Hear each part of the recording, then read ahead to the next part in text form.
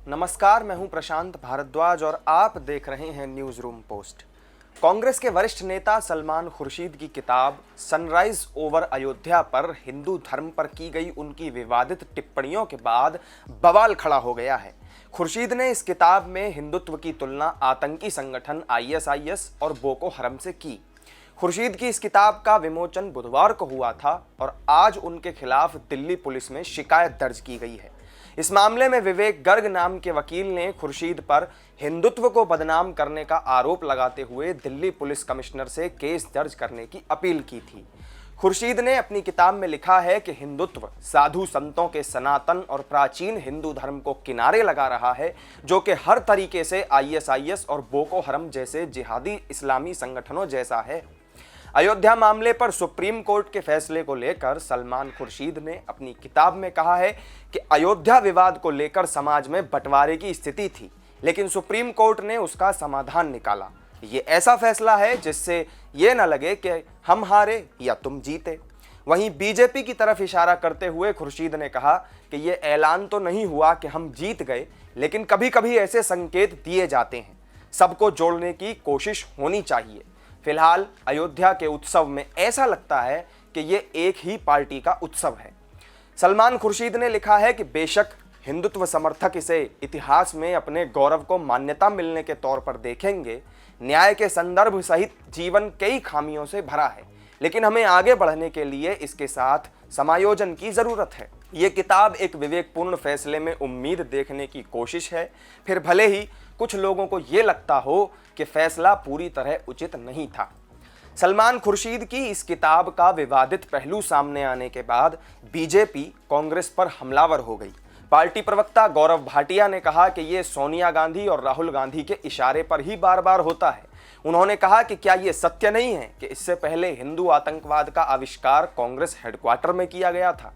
अब यूपी चुनाव में इच्छाधारी हिंदू राहुल गांधी और प्रियंका गांधी की हिम्मत होगी कि वो ये कहें कि हिंदुत्व की विचारधारा आईएस और बोको हरम की विचारधारा है।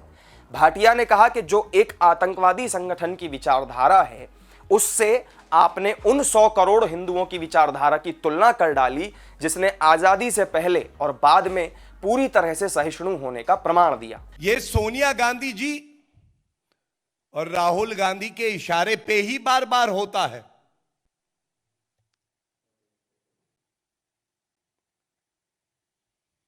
क्या यह सत्य नहीं है कि इससे पहले हिंदू आतंकवाद का आविष्कार कर दिया कांग्रेस हेडक्वार्टर में, क्योंकि तुष्टीकरण की राजनीति करनी थी, और अब उत्तर प्रदेश में चुनाव आते हैं तो इच्छाधारी हिंदू राहुल गांधी और प्रियंका वाड्रा गांधी उत्तर दें। क्या उत्तर प्रदेश के हर शहर में जाके, हर गली में जाके ये कहने की हिम्मत उनकी होगी कि हिंदू धर्म और हिंदुत्व का मतलब आईसिस और बोको हरम की विचारधारा है? वो आईसिस, वो बोको हरम जिसको संयुक्त राष्ट्र ने आतंकवादी संगठन माना है, उससे आप तुलना कर रहे हैं